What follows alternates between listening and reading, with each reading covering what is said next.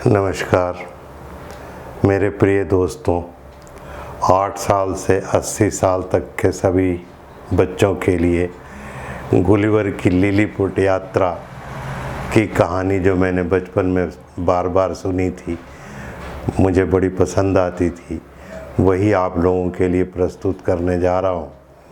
आशा है आप लोगों को भी पसंद आएगी, इसे स्वीकार करेंगे और कृतार्थ करेंगे।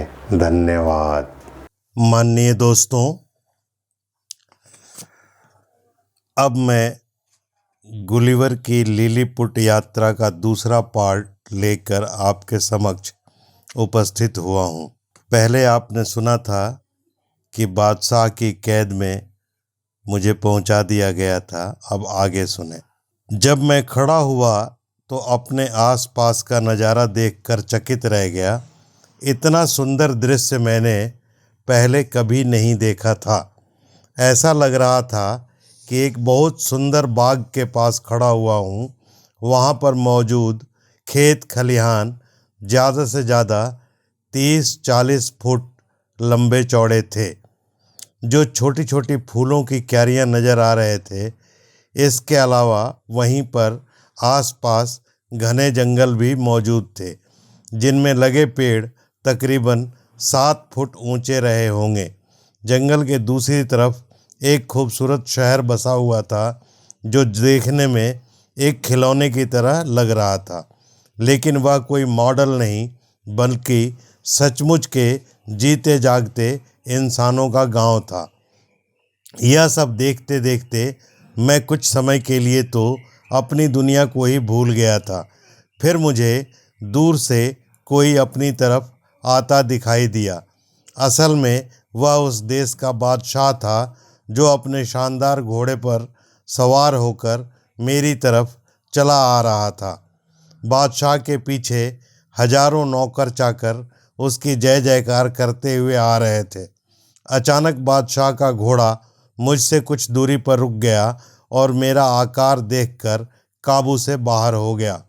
वह मुझे देखकर भड़क गया था और बादशाह को अपनी पीठ से गिराने का प्रयास करने लगा, पर बादशाह के नौकरों ने जल्दी से उसे काबू कर लिया। घोड़ा बहुत अच्छी नस्ल का था और काफ़ी समझदार भी था। बादशाह का ध्यान अपने घोड़े की तरफ कम और मेरी तरफ ज़्यादा था। वह घोड़े पर सवार रहा। घोड़े पर बैठा बैठा मेरे आसपास घूमकर मुझे हर एंगल से अच्छी तरह देखने के लिए चक्कर काटने लगा, पर न जाने क्यों अपने घोड़े की तरह वह भी मेरी तरफ ज़्यादा नज़दीक आने की हिम्मत नहीं जुटा पा रहा था। घोड़े को एक बार फिर बिदकते देखकर सैनिक उस ओर दौड़े और उन्होंने घोड़े को काबू किया। इसके बाद बादशाह घोड़े से नीचे उतर गया और अपने सैनिकों के साथ मेरी ओर बढ़ा, पर अब भी वह मुझसे लगभग 10 फुट की दूरी पर था। इसके बाद जब मैंने अपने मुंह की तरफ इशारा करके कुछ खाने को मांगा, तो बादशाह ने मेरे लिए खाना लाने का आदेश दिया। इस बार वे समझ चुके थे कि मेरी खुराक कितनी है। उन्होंने उसी के अनुसार मेरे खाने का प्रबंध किया। देखते ही देखते भोजन की 50 गाड़ियाँ मेरे सामने आ पहुँची। मैंने 5 मिनट के अंदर ही उनको खाली कर दिया। अब बारी थी मेरी प्यास बुझाने की। मीठी शराब के बहुत सारे मटके मेरे मुंह में उलट दिए गए। अभी भी मुझे कुछ और खाने को चाहिए था। अब उन्होंने मुझे कुछ मीठा खिलाया। इसके बाद मुझे नींद आनी शुरू हो गई। मुझे देखने के लिए वहाँ पर बादशाह की बेगम और शहजादे भी आए हुए थे, जो दूर से ही मुझे ताक रहे थे और बादशाह के कान में रह रह कर कुछ कह रहे थे। अभी भी मैंने बादशाह को ठीक से नहीं देखा था। इसके लिए मैंने कई बार कोशिश की, पर अब वह मेरे ठीक सामने था। वह एक सुंदर और कम उम्र का बांका जवान था। उसकी पोशाक में हीरे जवाहरात जड़े हुए थे। सिर पर मुकुट और कमर पर लटकी म्यान में तलवार थी। कुल मिलाकर वह वहाँ मौजूद लोगों में सबसे आकर्षक और खूबसूरत नज़र आ रहा था। वह मुझसे बार बार कुछ कहने की कोशिश कर रहा था, परंतु मुझसे कद में काफ़ी छोटा होने की वजह से एक तो उसकी आवाज़ मुझे साफ सुनाई नहीं दे रही थी, दूसरे वह जो भाषा बोल रहा था वह मैं समझ नहीं पा रहा था। मुश्किल यह थी कि हम दोनों में से कोई एक दूसरे की भाषा नहीं समझता था। बादशाह बहुत समझदार था। वह अपने साथ देश के कई बड़े बड़े विद्वानों को लेकर आया था ताकि मेरी भाषा को समझा जा सके।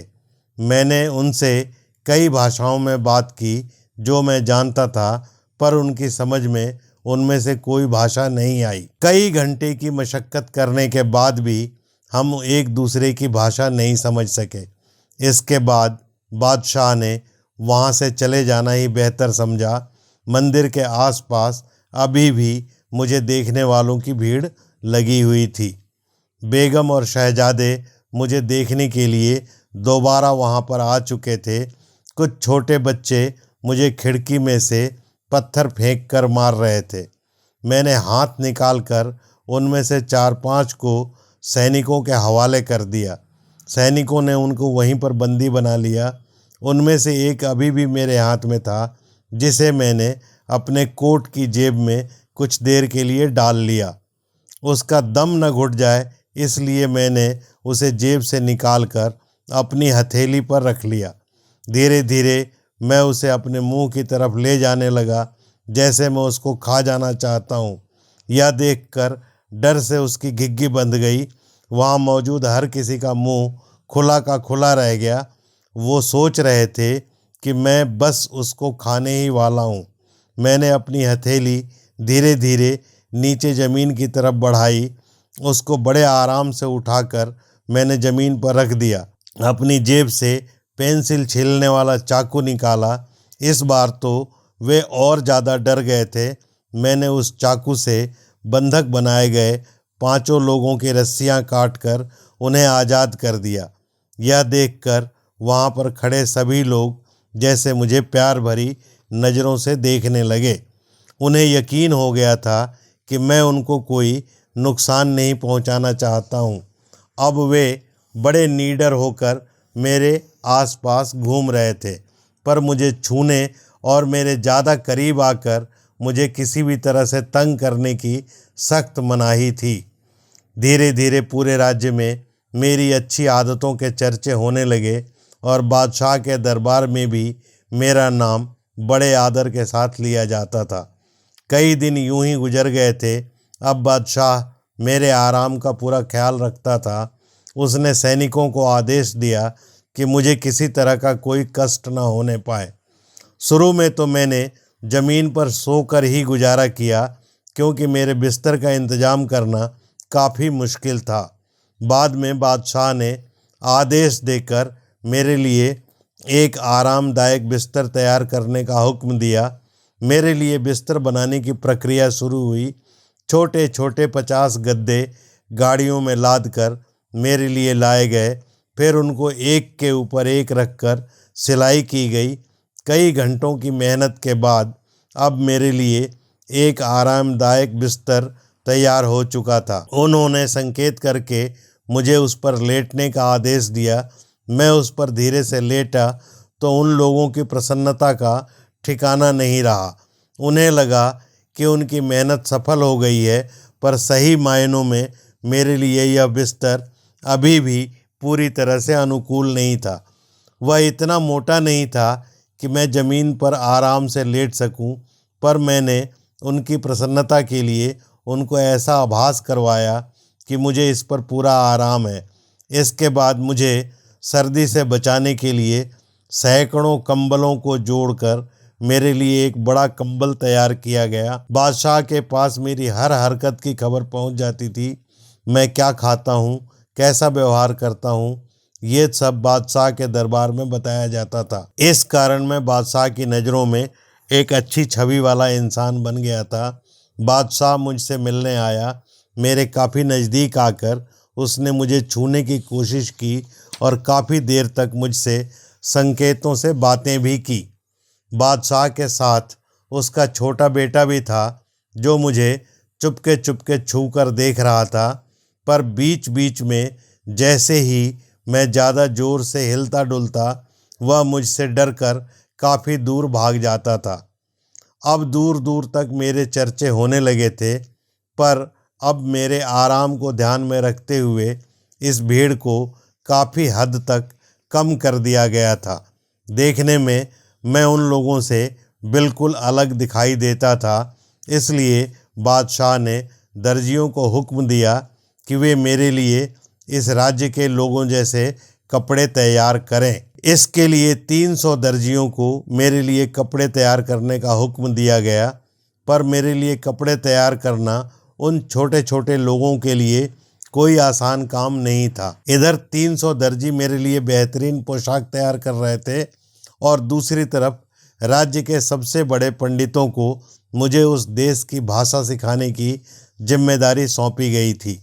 इस बीच बादशाह का छोटा बेटा सैनिकों के साथ हमेशा मुझसे मिलने के लिए आया करता था। अब हमारे बीच काफ़ी अच्छी दोस्ती हो गई थी। वह मेरी गोद में चढ़कर घंटों खेलता रहता था।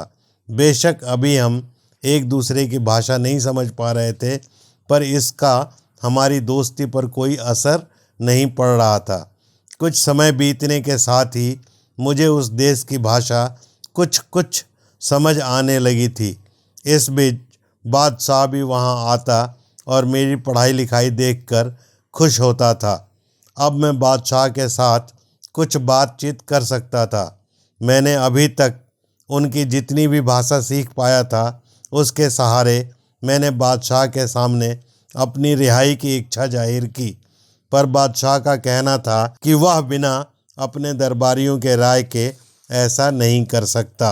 इधर मैं दिन ब दिन उनकी भाषा में दक्ष होता जा रहा था और दूसरी तरफ मेरी समझदारी और अच्छे व्यवहार के चर्चे राजमहल के अलावा जनता के बीच भी होने लगे थे। इस बीच मेरे लिए एक खूबसूरत पोशाक तैयार हो चुकी थी, पर वह पोशाक मुझे देने से पहले मुझसे मेरी तलाशी देने के लिए कहा गया। उन्हें अंदेशा था कि मेरे पास कुछ खतरनाक हथियार हो सकते हैं। मैं भी उनके व्यवहार से काफ़ी प्रभावित हो चुका था, इसलिए मैंने खुशी खुशी अपनी तलाशी देने की इच्छा जाहिर कर दी। बादशाह ने अपने दरबार से 2 आदमियों को चुना जो मेरी तलाशी लेने वाले थे।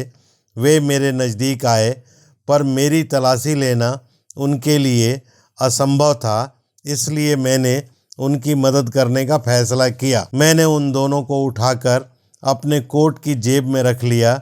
मैंने उन्हें अपनी पूरी तलाशी दी, सिवाय एक जेब के। वे दोनों आदमी अपने हाथ में कागज़ कलम लेकर एक सूची तैयार करने में जुट गए।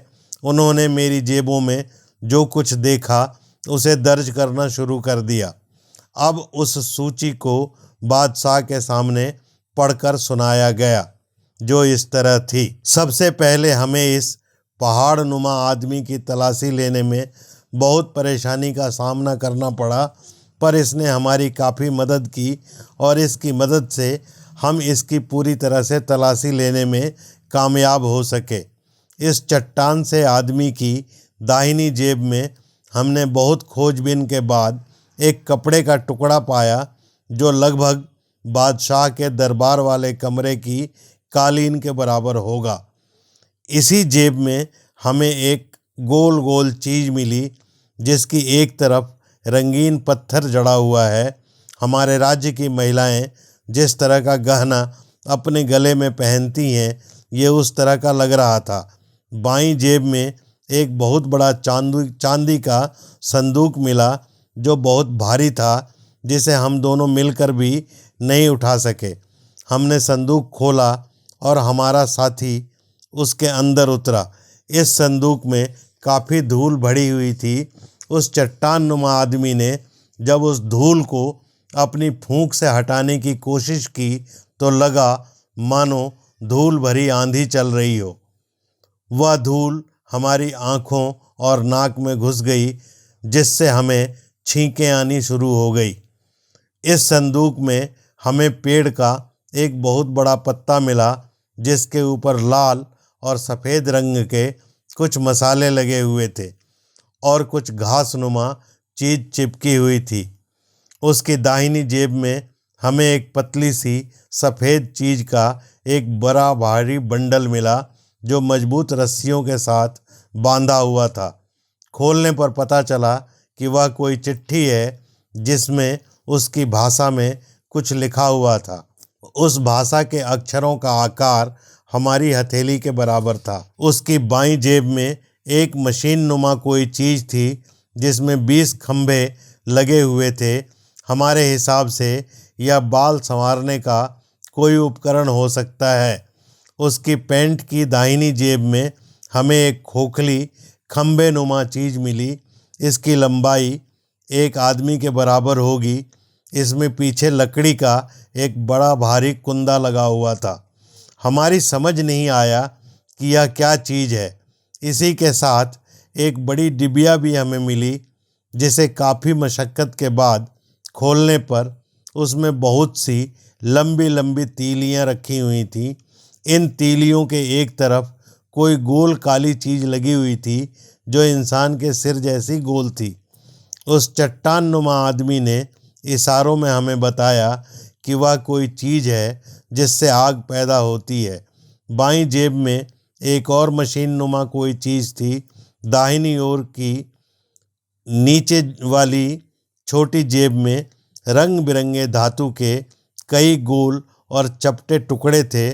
इनमें से कुछ टुकड़े जो शायद चांदी के थे इतने भारी थे कि हम दोनों मिलकर भी नहीं उठा सके। दाईं ओर की जेब में 2 खंभे थे। बड़ी मुश्किल से हम लोग उस पर चढ़े।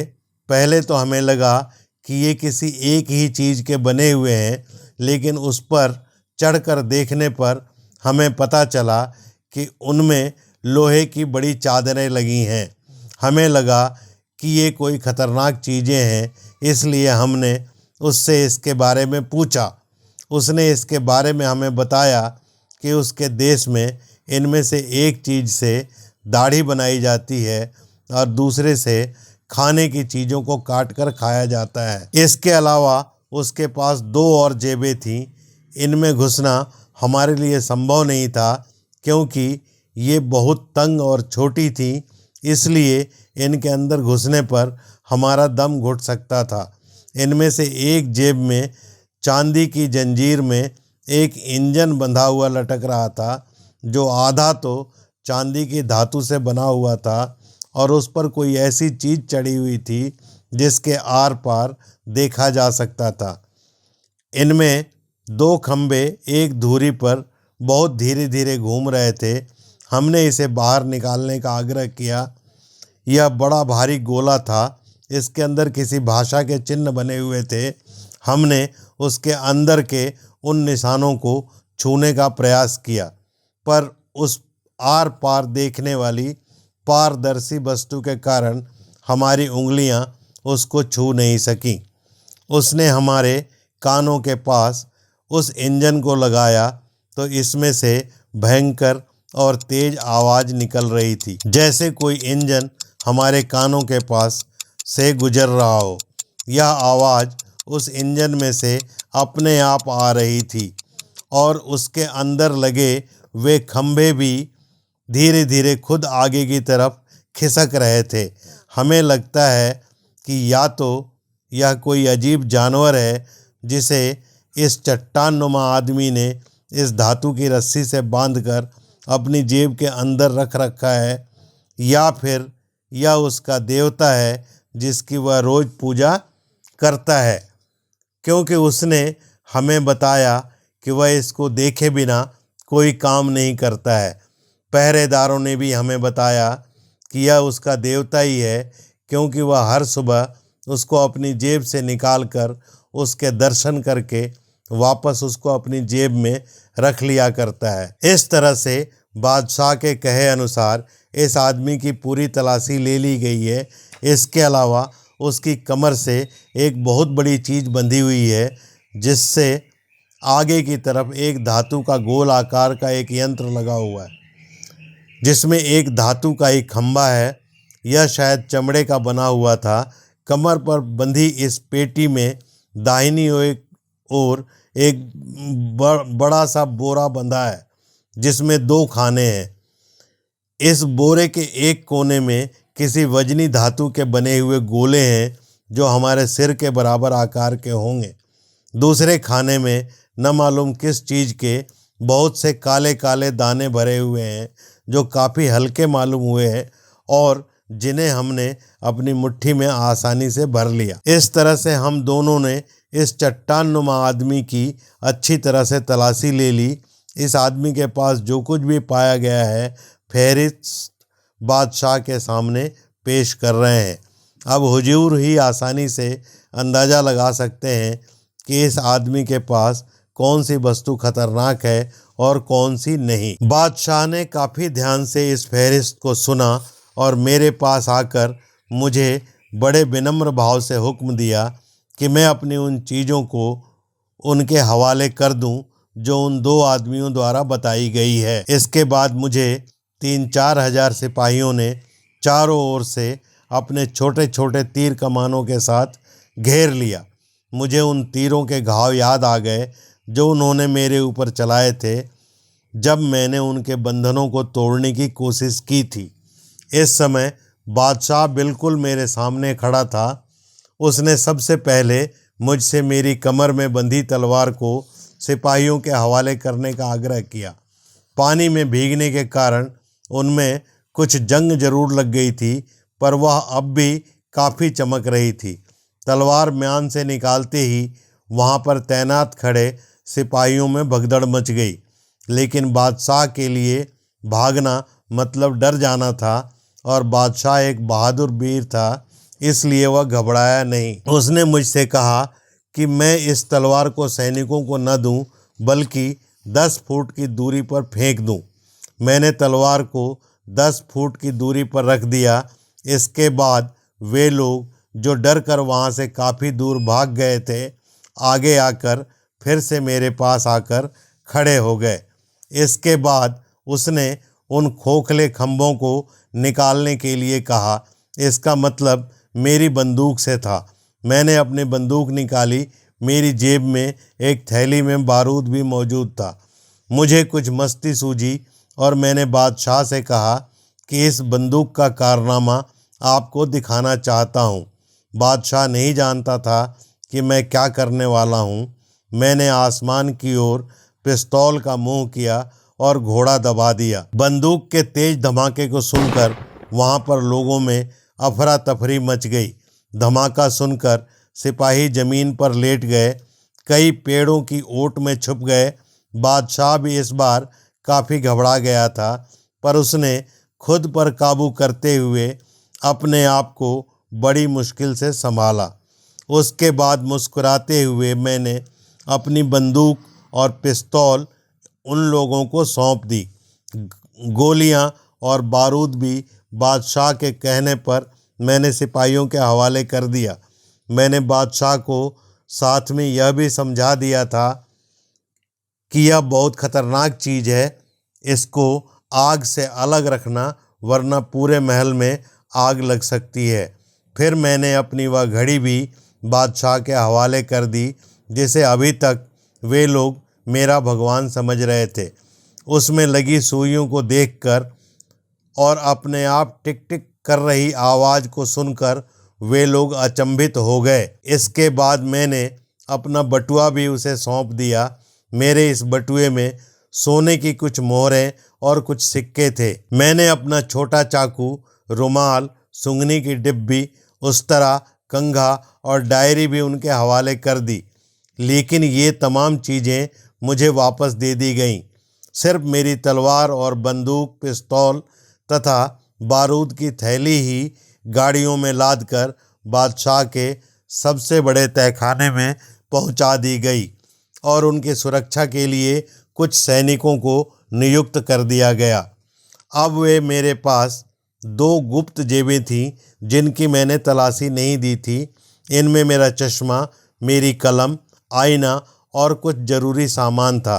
इन चीज़ों को मैं उनके हवाले नहीं करना चाहता था क्योंकि इनके ख़राब होने का डर था।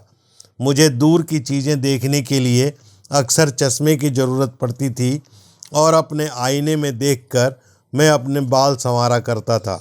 मेरे इस व्यवहार से बादशाह काफ़ी खुश नज़र आ रहा था। अब मैंने उसका विश्वास पूरी तरह जीत लिया था। इसके बाद मेरे लिए वह सुंदर पोशाक लाई गई जिसे तकरीबन 400 दर्जियों ने तैयार किया था। ये पोशाक वाकई बहुत सुंदर थी। जब मैंने इस पोशाक को पहना तो बादशाह बाहर खड़ा इंतज़ार कर रहा था। उसके साथ उसका वह नन्हा बेटा भी था जिससे अब मेरी बहुत अच्छी दोस्ती हो चुकी थी। जैसे ही मैंने मंदिर का दरवाज़ा खोला, वहाँ पर मौजूद बादशाह, सेना और आम लोगों में से बहुत ज़ोर ज़ोर से कुछ बातें चलने लगी। शायद मैं उन्हें उस पोशाक में बहुत अच्छा लग रहा था। हर कोई मेरी तरफ चमकती आंखों से देख रहा था और हंस रहा था। मैंने अपना आईना निकाला और देखा, वाकई में काफ़ी सुंदर दिखाई दे रहा था। अब मैं पूरी तरह से उस राज्य का निवासी लग रहा था। दोस्तों, दूसरे भाग के बाद आप लोगों से विदा चाहूँगा और तीसरा भाग लेकर जल्द से जल्द उपस्थित होऊंगा। आप सभी का धन्यवाद। कृपया पसंद आने पर लाइक, शेयर और सब्सक्राइब करें। आपका सुनील कुमार सिन्हा।